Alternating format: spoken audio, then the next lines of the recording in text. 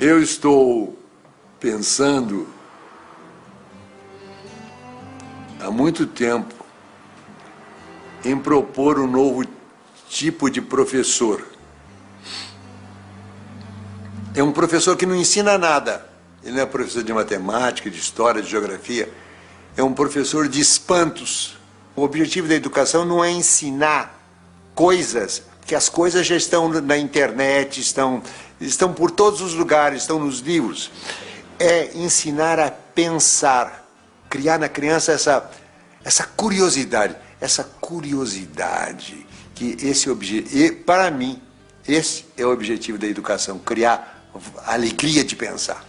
Eu já tive uma experiência muito interessante com a menininha de 7 anos. Eu estava com a cabeça quente e eu resolvi então, para descansar a cabeça, fazer uma prateleira. Peguei minha serra circular, minha chave de fenda, as ferramentas. Levei ela para cima e comecei a me preparar. Nessa hora chegou a minha empregada com a filha dela. Sua empregada disse bom dia, eu cumprimentei e foi embora. A menina não foi embora, ela ficou parada lá. Ela estava intrigada com os objetos que estavam lá. Ela queria saber o que era aquilo. O que esse homem vai fazer com isso? Ficou parada lá. Aí eu peguei a trena, abri a trena. Ela disse, que é isso? Isso é uma trena. Para que serve a trena? Serve para medir. Como é que a trena mede? Vem cá que eu te mostro. Aí mostrei a trena, os centímetros. Eu disse para ela, presta atenção que de 10 em 10 risquinhos tem um risquinho vermelho. Você veja o que eu fiz? Eu ensinei o sistema decimal para ela. Ela percebeu que as coisas em pacotinhos de 10. Essa é a situação certa para o ensino. Quando o que o professor fala provoca a curiosidade da criança e a criança interage, a criança pergunta. Como é que incentiva a leitura? Não é mandando ninguém ler, porque a relação com a leitura é uma relação amorosa. Eu vou lá não é porque o professor mandou. Quando o professor manda, já estragou. Então você tem de criar o gosto pela leitura. E você cria o gosto pela leitura, não mandando ler, mas lendo. Uma hora muito boa para a leitura é quando as crianças e os adolescentes vão para a cama. Então a mãe se assenta ao lado e vai ler um livro. A missão do professor não é dar respostas prontas, as respostas estão nos livros, estão na internet. A missão do professor é provocar a inteligência, é provocar o espanto, provocar a curiosidade.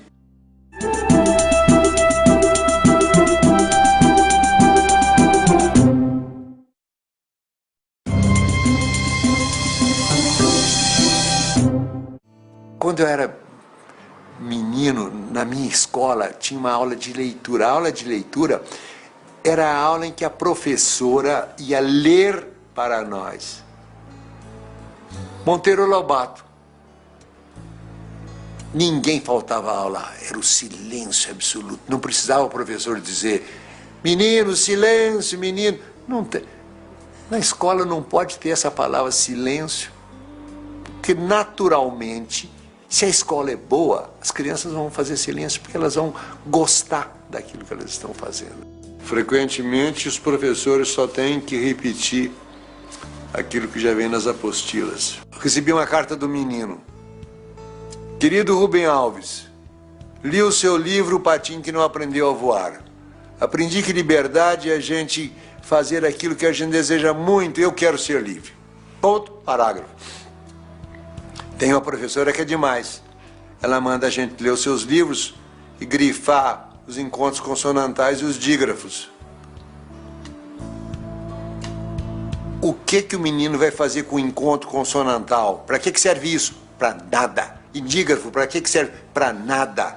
Era preciso que os professores parassem e dissessem, não vamos seguir o programa, vamos fazer as coisas que são essenciais no ambiente em que a criança vive. Então, eu diria que os professores teriam que fazer sempre essa pergunta. Isso que eu vou ensinar serve para quê? descobri em Portugal uma escola que me impressionou muitíssimo, chamada Escola da Ponte. Escrevi até um livro sobre ela. A escola com que sempre sonhei sem imaginar que pudesse existir. Os professores estão junto com os alunos para ajudar os alunos. Essa ideia do professor ir lá dar uma aula, ficar na frente, os alunos copiando, isso não existe. Os professores são companheiros dos alunos. Não tem nota. Nota é uma inverdade. É uma inverdade, porque aquilo que o aluno produz numa prova não revela o que ele pensa. A gente precisaria ter uma educação ligada com a vida, porque é para isso que a gente aprende, para viver melhor, para ter mais prazer, ter mais eficiência, poupar tempo, não se arriscar.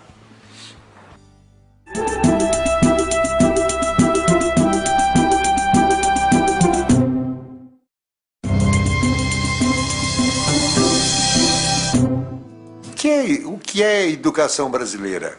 Os vestibulares é que determinam a filosofia de educação das escolas.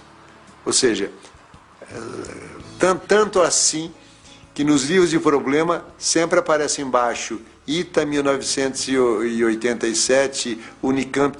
Ou seja, é tudo orientado no sentido de passar no vestibular. Mas o que adianta passar no vestibular se dentro de 2 anos eu teria esquecido todas as coisas? Eu gostaria que a avaliação do ensino não fosse feita imediatamente depois de terminado.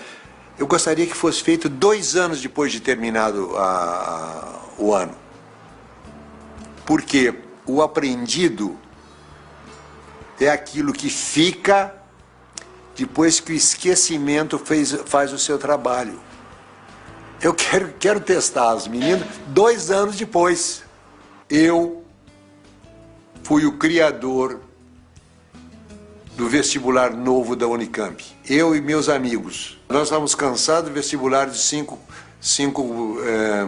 escolhas múltiplas.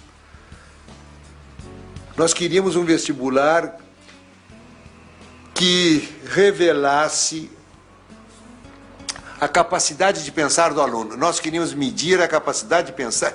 Capacidade de pensar não é memória. Os idiotas podem ter memória muito boa. Aí nós chegamos à conclusão que a maneira que a gente tem de avaliar a capacidade de pensar de uma pessoa só tem um. Mandar fazer uma redação. A gente dava um tema, aliás, eram vários temas para você escolher um. Por exemplo, um tema: escreva uma carta ao presidente da República aprovando ou desaprovando o uso da energia nuclear. Não tinha resposta certa. Não nos interessava, só nos interessava que o aluno fosse capaz de pensar por conta própria. Aí, depois de terminado o trabalho, um amigo meu que tinha sido formado engenheiro do ITA, quer dizer, um cara rigoroso, ele chegou para mim e disse: tem um jeito muito mais simples. Qual é? Sorteio. Sorteio? Como? Achei que ele estava doido. Pense. Aí eu comecei a pensar. O primeiro benefício do sorteio seria que as escolas teriam liberdade para educar do jeito que elas quisessem. O terror do vestibular é que ele lança uma sombra negra sobre tudo que vem antes. Nós não somos movidos pelas ideias, nós somos movidos pelos sentimentos.